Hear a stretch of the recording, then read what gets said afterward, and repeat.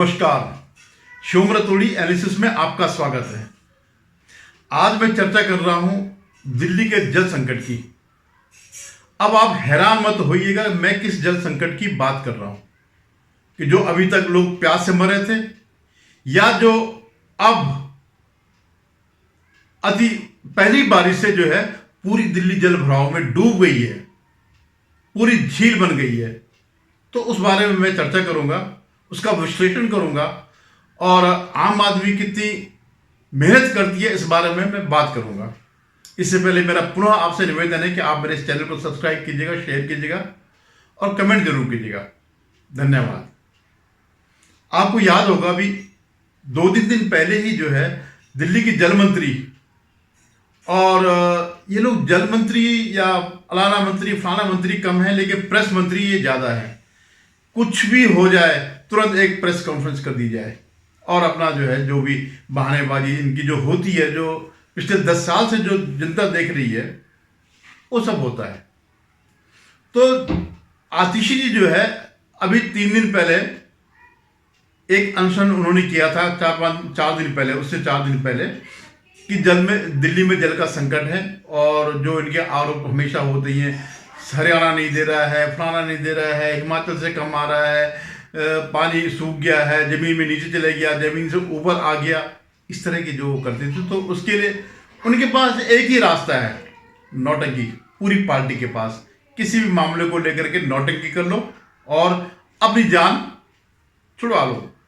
खैर बेचारी भूख से जो है उठ करके चले गई, उनसे सहन नहीं किया। हालांकि ये अपने को भगत सिंह का वंशज कहते हैं, जिन भगत सिंह ने वंशज नहीं फॉलोअर कहते हैं, जिन भगत सिंह ने कभी कॉम्प्रोमाइज नहीं किया, कभी अपनी जान की परवाह नहीं करी, और ये सिर्फ 4 दिन के भूख से तड़प करके भर्ती हो गए अस्पताल में। और जो भी उन्होंने जो नौटंकी इनकी स्थायी रूप से जो इनका परिचय है वो इन्होंने किया। खैर, तो भगवान ने उनकी प्रार्थना सुन ली जो पानी की कमी की थी, और उन्होंने कल रात बारिश कर दी। लो भाई, जम करके पानी ले लो। अब हुआ क्या कि पूरी दिल्ली झील बन गई, सारे के सारे लोग डूब रहे हैं, बाहर निकलना मुश्किल हो रखा है।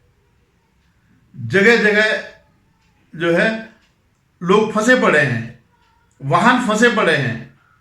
इवन जो एक वो है राम गोपाल यादव जो सांसद हैं, अब आप सोचिए कितनी महत्वपूर्ण उसमें रहते होंगे वो जगह पे, उनको गोद में उठा करके उनके सुरक्षा कर्मियों या सहायक या जितने भी लोग थे उठा करके गाड़ी में पटकना पड़ा। और ये इनकी इंडिया अलायंस के साथी हैं, समाजवादी पार्टी और ये आम आदमी पार्टी, दोनों एक साथ के वो हैं। लेकिन उनको भी जो है इस बात को लेकर के कहना पड़ा कि मैं कई दिन से कह रहा था कि ये इसमें सफाई की जाए, इसको ठीक किया जाए। म्यूनिसिपल कमिश्नर को भी मैंने कहा, लेकिन जो जल भराव की परंपरा, जो वहाँ जो जल भराव को हटाने का जो साधन है वो उनके द्वारा पूरे नहीं किए गए।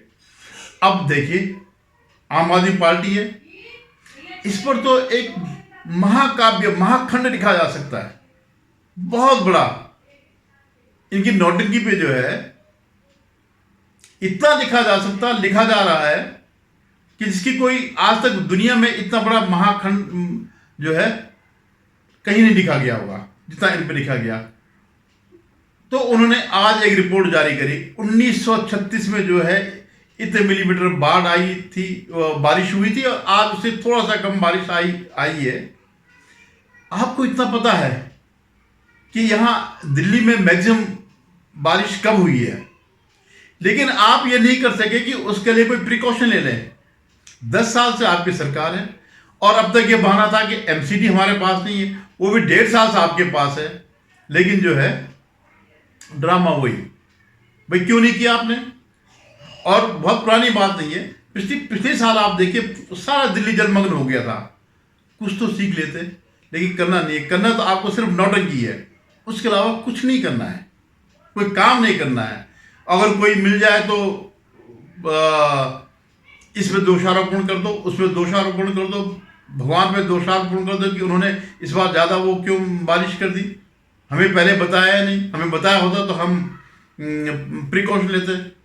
और ये पहली बारिश है, अभी तो दुर्दिन और आने हैं। अभी तो मानसून जब आएगा तब तक तो पता नहीं संसद भवन भी दिखता है नहीं दिखता है। शायद वहाँ के जो नया संसद जो भवन बना है, उनके आर्किटेक्ट जितने भी थे उन्होंने इस बात को लेकर के वो जरूर किया होगा, प्रिकॉशन लिया होगा कि यहाँ एमसीडी और दिल्ली में किनकी सरकार है, ये निकम्मे, ये कुछ नहीं करेंगे। अब मैं इसके अलावा एक और बात पर आता हूँ कि नई संसद का जब वो हुआ, शपथ ग्रहण समारोह हो गया, ओथ टेकिंग सेरेमनी हो गई, तो इस बार क्योंकि इंडिया अलायंस के पिछली बार के मुकाबले ज़्यादा वो है सांसद चुन के आए हैं, लोकसभा के सांसद चुन के आए हैं, तो वो डिटरमिन है इस बात को लेकर के कि हमने इस सरकार को चलने नहीं देना है। पिछली बार भी उन्होंने प्रयास किया तो उन्होंने मच्छी बाजार बना रखा था, संसद को जो है दंगल बना रखा था, तो 150 लोग थे, उनको भी निकाल करके फेंका, सस्पेंड किया और बाहर किया गया। अब उनकी स्ट्रेंथ जो है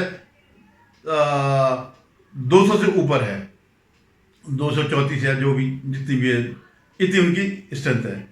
तो अब वो पहले दिन से ही है इस काम पे जुड़ गए हैं कि हम जो है इस संसद को नहीं चलने देंगे। और उनके लिए पहले टारगेट कौन है? लोकसभा अध्यक्ष, क्योंकि यहाँ बड़ी संख्या है। राज्यसभा में तो फिर भी धनखड़ साहब हैं, वो तो हालांकि वो भी आज बड़े नाराज थे इनकी हरकतों से, तो उन्होंने जो है अब इनके टारगेट में आ गए लोकसभा अध्यक्ष। माननीय सदस्यगण, आज का दिन भारतीय संसद के इतिहास में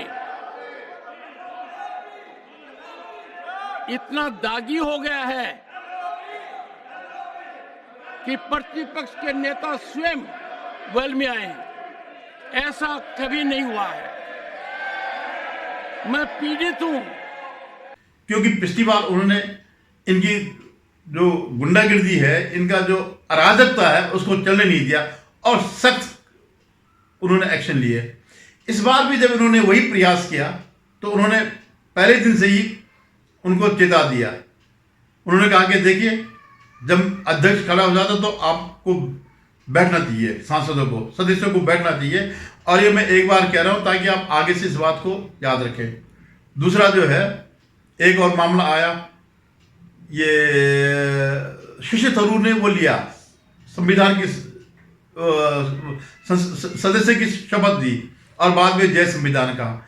तो उन्होंने कहा कि भाई संविधान की जय संविधान तो है ही है, ये तो संविधान की शपथ है, ये कोई अलग से थोड़ी कि कोई संविधान के बाहर का है। ये जो आप शपथ ले रहे हैं संविधान के अंतर्गत ही ले रहे हैं। तो ये लोकसभा अध्यक्ष ने कहा। तो इस पर इनके हुड्डा जी जो है, रणदीप हुड्डा है जो, तो उन्होंने कहा कि आप संविधान से आपको क्या तकलीफ है, इस ढंग से बोलने लगे। तो उन्होंने कहा अच्छा बैठ जाओ करके जो है ज़्यादा मत सिखाओ। ये संविधान की शपथ ले रहे हैं, कोई संविधान से बाहर की शपथ नहीं ले रहे हैं। इस पर पूरा इनका इकोसिस्टम जो है बखला गया। पूरे दिन भर कल जो है इन पर जो है गालियां पड़ती रही।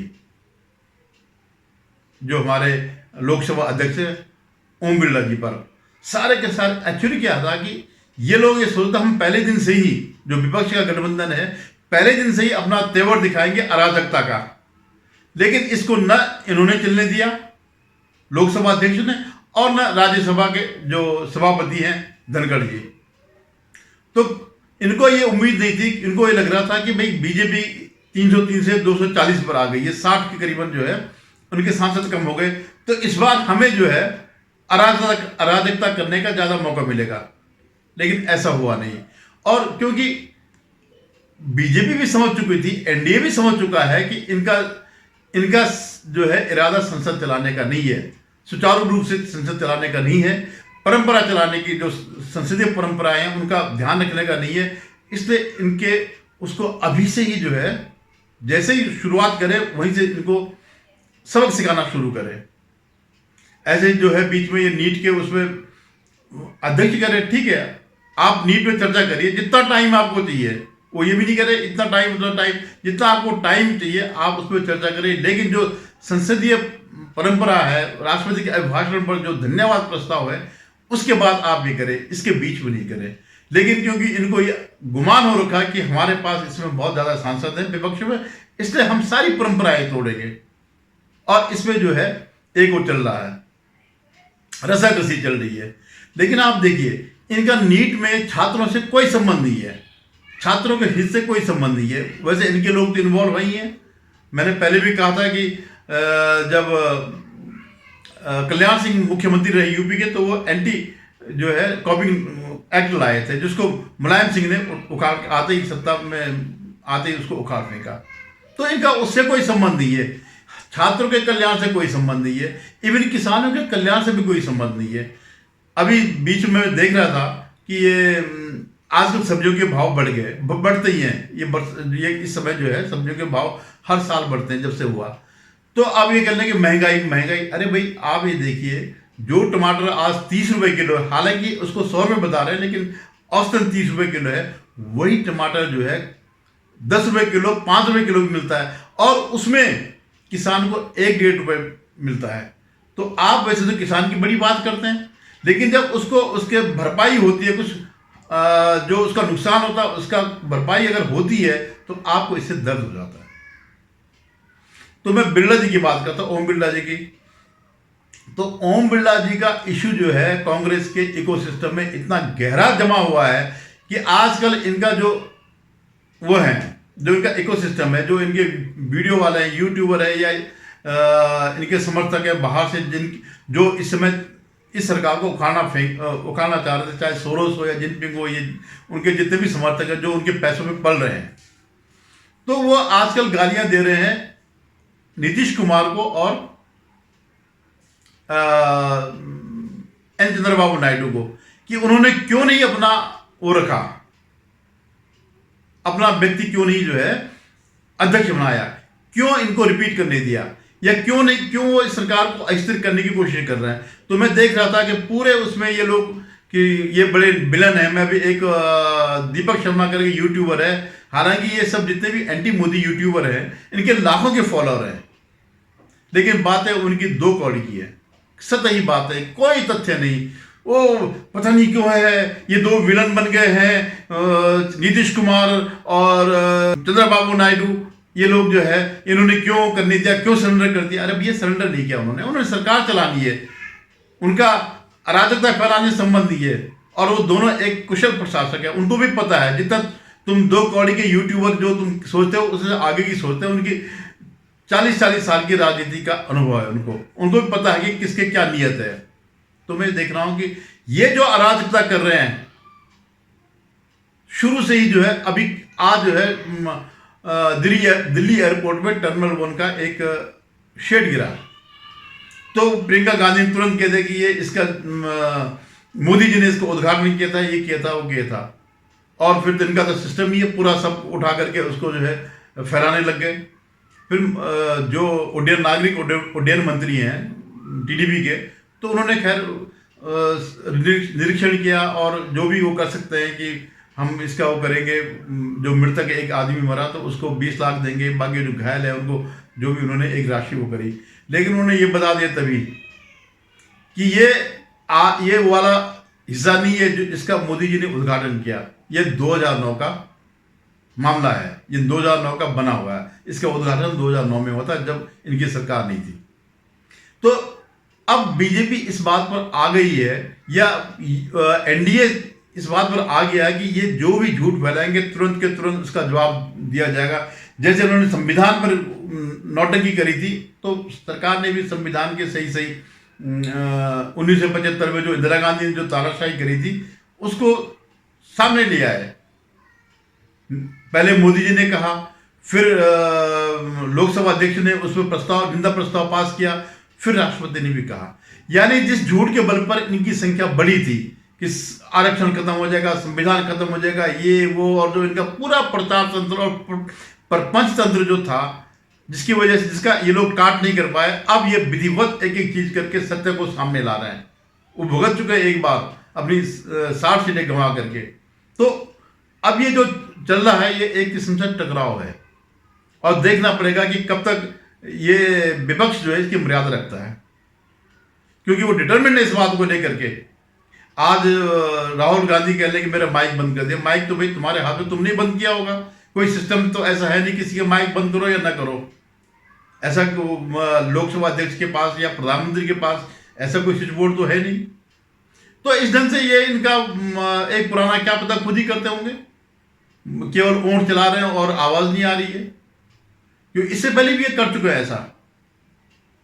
तो अब ये 1-2 महीने या एक सत्र कम से कम ये बड़ा दिलचस्प होगा, क्योंकि ये अपना वो करेंगे, संसद को चलने नहीं देगा विपक्ष, और सत्ता पक्ष जो है इनकी चलने नहीं देगा, इनके गलत कामों की नहीं चलने देगा। धन्यवाद। फिर कभी जो है अगला वीडियो लेके आऊंगा। आपसे पुनः निवेदन है कि इसको सब्सक्राइब करें।